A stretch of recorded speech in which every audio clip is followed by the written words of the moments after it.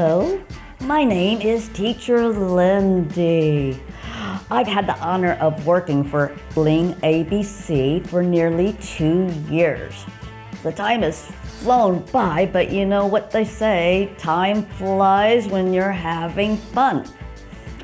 I'm originally from the great state of Texas, US of A. There it is, right there. But currently, I'm living in the Caribbean. After living in quite a few countries around the world, working for BlingABC means I can work just about anywhere, as long as I have internet, though sometimes it takes a pocket Wi-Fi to have internet. Today, I am going to share some of my tips for keeping energy high in the classroom. In order to effectively motivate my students. Okay, so, 1. I'm sorry. Good sleep. Good sleep. Take care of yourself. Don't stress. Get yourself up an hour before your first lesson. Check in and get yourself ready for a great class. It's not difficult for me, but maybe it's difficult for some of you. Don't be shy. Be silly. Be funny. Have some fun and exercise your face. You can express a lot of emotion through your face. Oh, let's not teach like this. Flat tone is like a flat tire. It goes nowhere. Drink water. Yes, coffee, but water also. Hydrate yourself. You're not a cactus. You're a teacher. Water yourself. Okay. Something I learned a little bit after I started teaching was standing up gives me some fun options. I can do jumping jacks. I can exercise. I can be a cheerleader. I can do so many things when I'm standing up. Even for my high-level students, a little mature approaching them, stepping back, bringing them on stage. I can move around when I'm standing up. And of course, there is also professional considerations, which starts with preparing for your lessons. Of course you're going to prepare, but when and how? I like to prepare my lessons the day before. I get my props all organized, I read through the scripts, I plan the lesson and the flow, and then before the class, while I'm waiting for it to begin, I skim over the scripts again, just to refresh my memory. Not always the best at 4 o'clock in the morning, but the bottom line is genuinely loving what you do. Remember that you could be an essential part of making a real difference in these young blingers' lives. So I believe education is most effective when we're excited about it. Even for my high-level students, I still want them to see my passion. Because when they see my passion, when they see your passion, they'll follow you just about anywhere you lead them on their education goals.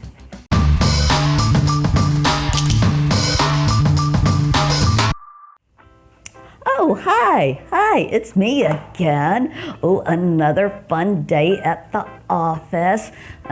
This one a little more challenging. So now I'm going to talk about some challenges I've faced when trying to keep high energy in my class in order to effectively motivate my students. Why do I want to talk about challenges? Perhaps by predicting these little bumps in the road, we can plan for overcoming the challenges, eh? Okay, so number 1, students are not responding. I'll be totally transparent here. Sometimes, regardless of your professional planning and earnest attempts to engage your students, they might just sit there and stare at you. Awkward, yes. So when this happens, I start with the source. I consider my own energy level. Do I need to ramp up my energy? Or maybe I need to adjust it downwards for a more mature approach for my higher levels. Solution. Actively observe.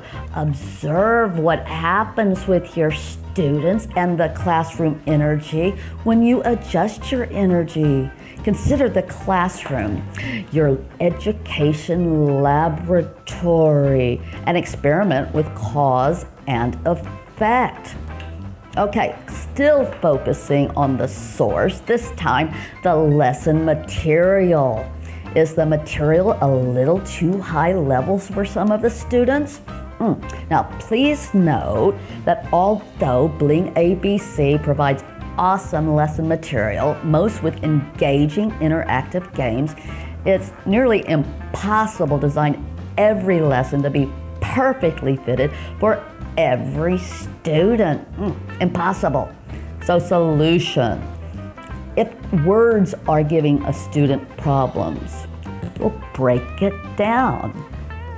Divide it into syllables. Aquarium. Aquarium. Yes. Or if a sentence is giving them a problem, I'm going to go to the beach. I'm going to go? Now, that's a little strange, so just focus on the target phrase. Go to the beach. Go to the beach.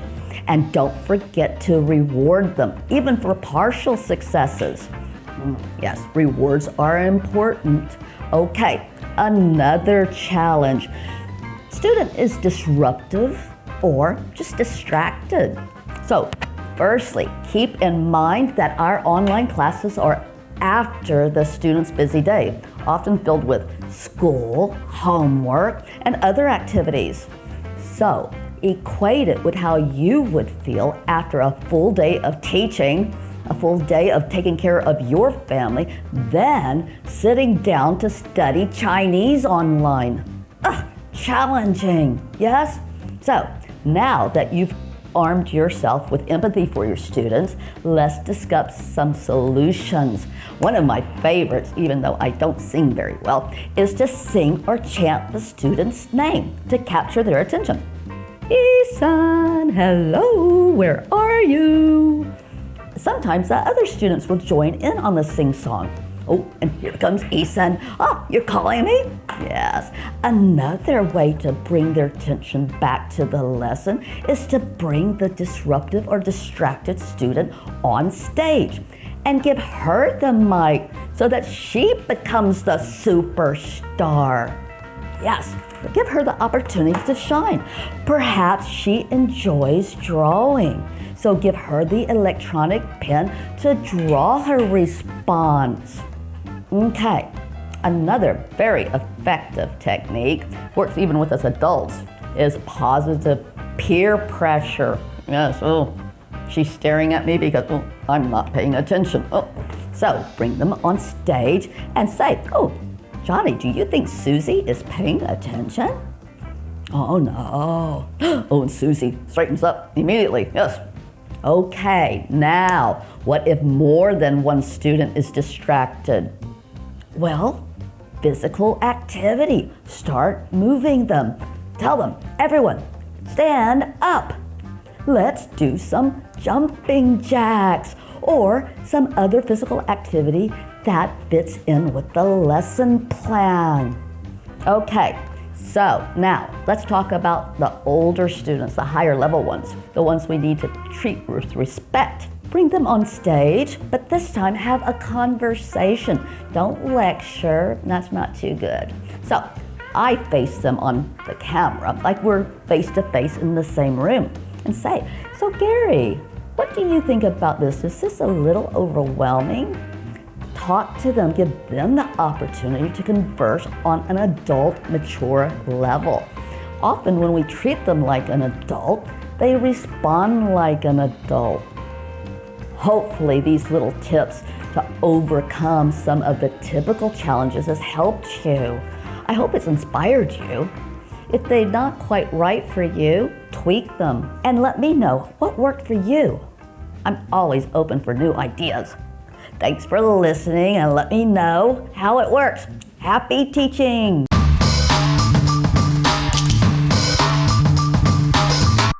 I've been talking about the importance and the challenges of keeping high energy in the class in order to effectively motivate our students. Now I'm going to give you the opportunity to ask me some questions. Hopefully I'll have some answers that help you, or at least I can entertain you. So, first question. Teacher Lindi, how do you keep your energy level high for every class? I can't do that. It might be helpful to remember that every class will not require the same amount of energy. Particularly my level 5 students. They wouldn't feel respected if I was, like bouncing off the walls like I do with my level 1 students. Also, I've learned from professional sources that approximately 20% of my efforts produce 80% of the results. So what does that mean? Well, that means that focusing on the 20% core activities, like organizing my home office so that I can find my props for every class instead of looking for them. By reviewing each lesson plan the day before the lesson. And perhaps most importantly for me is saying no to other teaching opportunities that would take me away from BlingABC.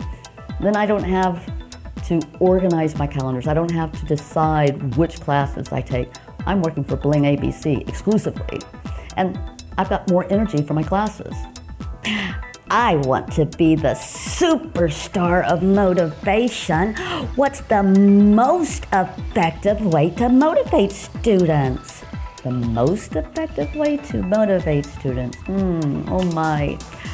May I suggest we try to stay away from absolutes, because what's the most effective for me as a teacher might not be the most effective for you.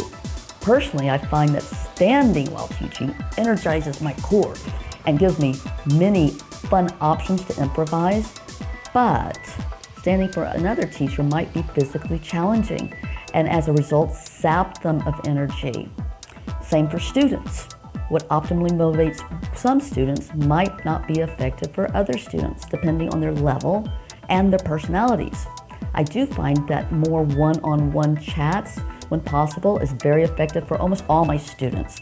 I like to use the empty chair psychology technique by placing a student next to me on stage and then turning on camera to be effectively face-to-face with them, as if he's actually next to me. It's an amazing feeling when I'm talking to the empty chair in my office, imagining that he's here with me, my student. Try it and notice the wonderful connection you feel with your student. Most of my students now do likewise. They turn on camera and face me, and we talk face to face. Have you ever had a student whose behavior, they were just so disruptive you couldn't turn them around? I've been blessed with many wonderfully attentive students, but of course there are some who are more spirited than others and some who just have a very short attention span, usually the younger ones. Thankfully, BlingABC listens to us teachers for suggestions of how to improve the platform, and they've developed some great tools to help us deal with disruptive behavior. But my priority still remains to coach every student to get the most out of each class, as you'll note from my previous chats about overcoming these challenges. However, sometimes you might have to limit the students' on-stage time if it becomes too disruptive, so that all the students don't have the opportunity to learn. You might have to limit that stage time. And then my after-class comments can bring the behavior to the parents' attention. How do you deal with those early hours to teach?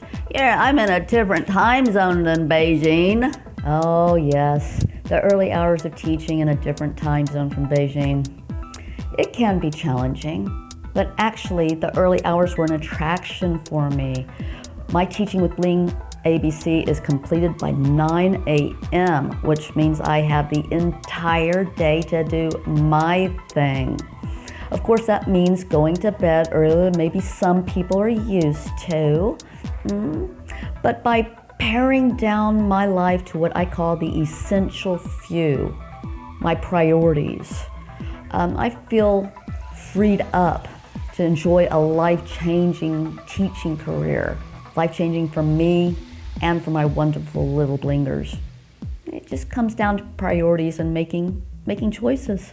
Well, I hope that helped you, or at least entertained you. Happy teaching!